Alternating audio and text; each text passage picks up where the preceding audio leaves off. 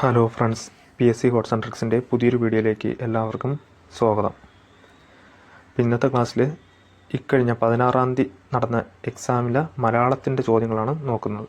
Okay, അപ്പം 16-ാം തീയതി assistant compiler ഒരു എക്സാം നടന്നിട്ടുണ്ടായിരുന്നു. അപ്പോൾ അതിൽ ചോദിച്ച 10 മലയാളത്തിൻ്റെ ചോദ്യങ്ങളാണ് നോക്കുന്നത്. ഓക്കെ, അപ്പോൾ ഇതുപോലെ ഒരുപാട് മലയാളത്തിൻ്റെ മോക്ക് ടെസ്റ്റ് ക്ലാസ്സുകളും അതുപോലെ തന്നെ PYQ വെച്ചിട്ടുള്ള ക്ലാസ്സുകളൊക്കെ നമ്മൾ ചെയ്തിട്ടുണ്ട്. ഒരു 85ഓളം വീഡിയോ നമ്മൾ ഈ ചാനലിൻ്റെ പ്ലേലിസ്റ്റിൽ അപ്ലോഡ് ചെയ്തിട്ടുണ്ട് കേട്ടോ. അപ്പോൾ പ്ലേലിസ്റ്റ് പോയി നോക്കിക്കഴിഞ്ഞാൽ നിങ്ങൾക്ക് ഈ വീഡിയോ എല്ലാം കാണാൻ സാധിക്കും. അതുപോലെ തന്നെ ഇംഗ്ലീഷിൻ്റെ ക്ലാസ്സുകളും ഒരു 10ഓളം ക്ലാസ്സുകൾ ഇംഗ്ലീഷിൻ്റെ ചെയ്തിട്ടുണ്ട്. അതും കണ്ടുവെക്കുക. ഓക്കെ, ഇപ്പോൾ പ്രയോജനപ്പെടുമെന്ന് തോന്നിയാൽ ചാനലൊക്കെ സപ്പോർട്ട് ചെയ്യാനും കൂടി ശ്രദ്ധിക്കുക. അപ്പോൾ നമുക്ക് ഓരോ ചോദ്യത്തിലേക്ക് കടക്കാം. ശരിയായ പദം ഏത്? അഗാധത. അപ്പോൾ അഗാധത എന്ന് ശരിയായിട്ട് എഴുതിയിരിക്കുന്ന ഇതിലേത് ഓപ്ഷൻസ് ആണ്?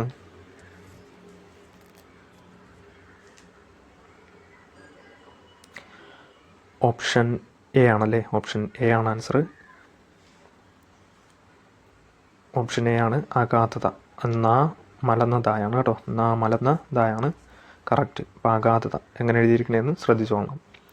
അടുത്തത് ലേൺ ബൈ ഹാർട്ട് എന്ന ശൈലിയുടെ മലയാള പ്രയോഗം എന്ത്? ലേൺ ബൈ ഹാർട്ട് എന്ന ശൈലിയുടെ മലയാള പ്രയോഗം. ഓപ്ഷൻ എ ഹൃദയത്തിൽ നിന്ന് കേൾക്കുക. ഓപ്ഷൻ ബി ഹൃദയത്തിൽ നിന്ന് പഠിക്കുക. ഓപ്ഷൻ സി ഹൃദയത്തിൽ സ്ഥിതി ചെയ്യുന്നത്. ഓപ്ഷൻ ഡി ഹൃദിസ്ഥമാക്കുക. ഇവിടുത്തെ ആൻസർ ഓപ്ഷൻ ഡി ആണ് കേട്ടോ, ഹൃദിസ്ഥമാക്കുക.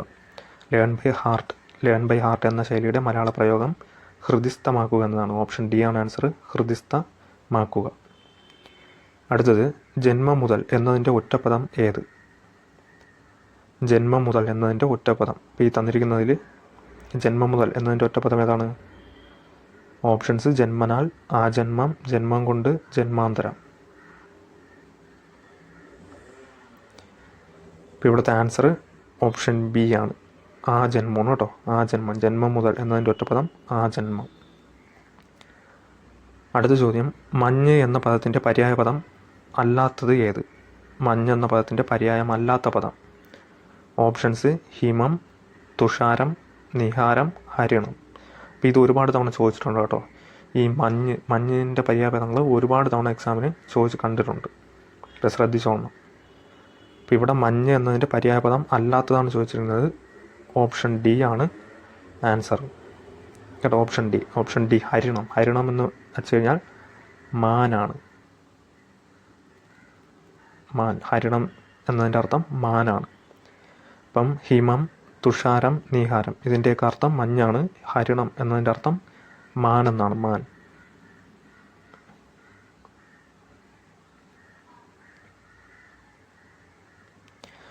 അടുത്തത് ദുഷ്ടൻ എന്ന പദത്തിൻ്റെ വിപരീത പദം ഏത്?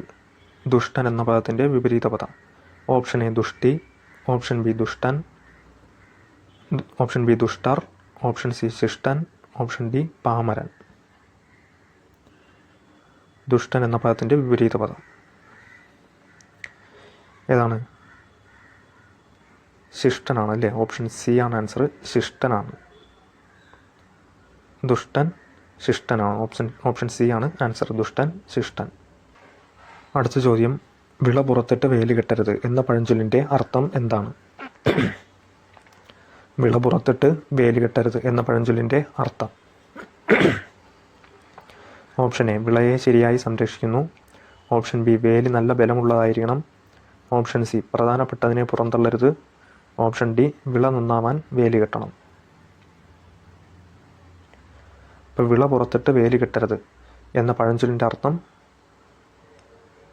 ഓപ്ഷൻ സി ആണ്, പ്രധാനപ്പെട്ടതിനെ പുറന്തള്ളരുത്. അപ്പോൾ വിള പുറത്തിട്ട് വേലി കെട്ടരുത് എന്ന പഴഞ്ചൊല്ലിൻ്റെ അർത്ഥം പ്രധാനപ്പെട്ടതിനെ പുറന്തള്ളരുത്. അടുത്ത ചോദ്യം, തീക്കനൽ എന്ന പദം പിരിച്ചെഴുതിയാൽ എങ്ങനെ എഴുതാം? തീക്കനൽ എന്ന പദം പിരിച്ചെഴുതിയാൽ. ഇപ്പോൾ ഓപ്ഷൻസ് നിങ്ങൾ നോക്കിക്കൊള്ളണം. ഇപ്പോൾ ഇവിടുത്തെ ആൻസർ ഓപ്ഷൻ എ ആണ്, തീ പ്ലസ് കനലാണ്. തീ പ്ലസ് കനലാണ് തീക്കനൽ. അവിടെ ക എന്നുള്ളത് ഇരട്ടിച്ച് ഇക്കയാവും കേട്ടോ. അപ്പോൾ തീ പ്ലസ് കനലാണ് തീക്കനൽ.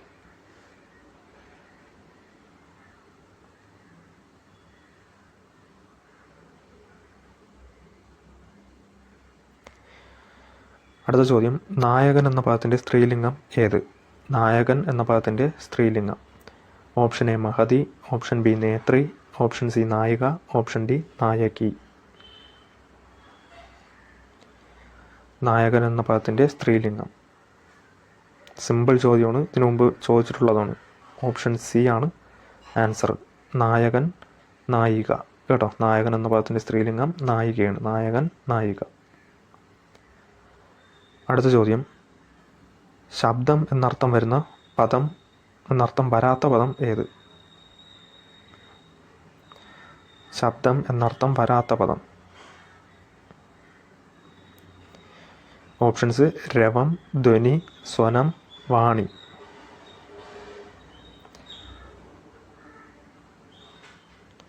ഇപ്പോൾ ശബ്ദം എന്നർത്ഥം വരാത്ത പദം ഓപ്ഷൻ ഡി ആണ് കേട്ടോ, വാണി. വാണി എന്നതിൻ്റെ അർത്ഥം വാക്കാണ്. വാണി എന്നതിൻ്റെ അർത്ഥം വാക്ക് കേട്ടോ. ഇപ്പോൾ ശബ്ദം എന്നർത്ഥം വരാത്ത പദം വാണിയാണ്, വാക്ക്. ബാക്കിയൊക്കെ നോക്കിയേ, രവം, ധ്വനി, സ്വനം എന്നതിൻ്റെയൊക്കെ അർത്ഥം ശബ്ദം എന്നാണ്, ശബ്ദം. അടുത്ത ചോദ്യം, താഴെ തന്നിരിക്കുന്നവയിൽ പൂജക ബഹുവചനത്തിന് ഉദാഹരണം അല്ലാത്ത പദം ഏത്? താഴെ തന്നിരിക്കുന്നവയിൽ പൂജക ബഹുവചനത്തിന് ഉദാഹരണമല്ലാത്തത്. ഓപ്ഷൻ എ ഗുരുക്കൾ, ഓപ്ഷൻ ബി വൈദ്യർ, ഓപ്ഷൻ സി അവർകൾ, ഓപ്ഷൻ ഡി അധ്യാപകന്മാർ. ഇത് ഈ ഇടയ്ക്ക് കൂടി നമ്മൾ മോക്ക് ടെസ്റ്റിൽ ഉൾപ്പെടുത്തിയ ചോദ്യമാണ്. ഏതാണ്? അധ്യാപകന്മാരാണ് അല്ലേ, ഓപ്ഷൻ ഡി. അധ്യാപകന്മാർ എന്ന് പറയുമ്പോൾ അത് സലിംഗ ബഹുവചനത്തിൻ്റെ ഉദാഹരണമാണ്. അതായത് ലിംഗം നമുക്ക് അവിടെ കണ്ടെത്താൻ സാധിക്കും അല്ലേ. അധ്യാപകന്മാർ എന്ന് പറയുമ്പോൾ പുരുഷന്മാർ മാത്രം ഉൾപ്പെടുന്നതാണ്. ഇപ്പോൾ അധ്യാപകന്മാർ എന്ന് പറയുന്നത് സലിംഗ ബഹുവചനത്തിൻ്റെ ഉദാഹരണമാണ്. ബാക്കിയൊക്കെ പൂജക ബഹുവചനത്തിൻ്റെ ഉദാഹരണങ്ങളാണ്.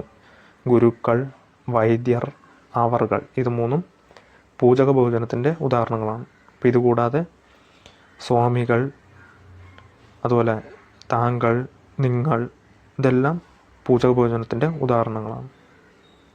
ഓക്കെ, അപ്പോൾ ഈ 10 ചോദ്യങ്ങളാണ് ഇക്കഴിഞ്ഞ അസിസ്റ്റൻ്റ് കമ്പൈലർ എക്സാമിന് ചോദിച്ചത്. വളരെ സിമ്പിൾ ചോദ്യങ്ങൾ തന്നെയാണ്. എല്ലാം ഒരു 10-ൽ ഒരു 8 എന്തായാലും വാങ്ങിക്കാൻ കഴിയുന്നതാണ്. നന്നായിട്ട് പഠിക്കുന്ന, അത്യാവശ്യം നല്ല രീതിയിലൊക്കെ പഠിക്കുന്നവർ, പഠിച്ചൊരു ലെവലിൽ എത്തിയിട്ടുള്ളവർക്ക് 10 വാങ്ങാൻ പറ്റുന്ന ക്വസ്റ്റ്യനാണ് കേട്ടോ ഇത്. ഓക്കെ, അപ്പം നിങ്ങൾ ഇംഗ്ലീഷിൻ്റെ മലയാളത്തിൻ്റെ ക്ലാസ്സുകൾ കണ്ടു നോക്കുക കേട്ടോ. അതുപോലെ തന്നെ CPO സ്പെഷ്യൽ ടോപ്പിക്കും നമ്മൾ ക്ലാസ്സുകളും മോക്ക് ടെസ്റ്റ് എല്ലാം ചെയ്തിട്ടുണ്ട്.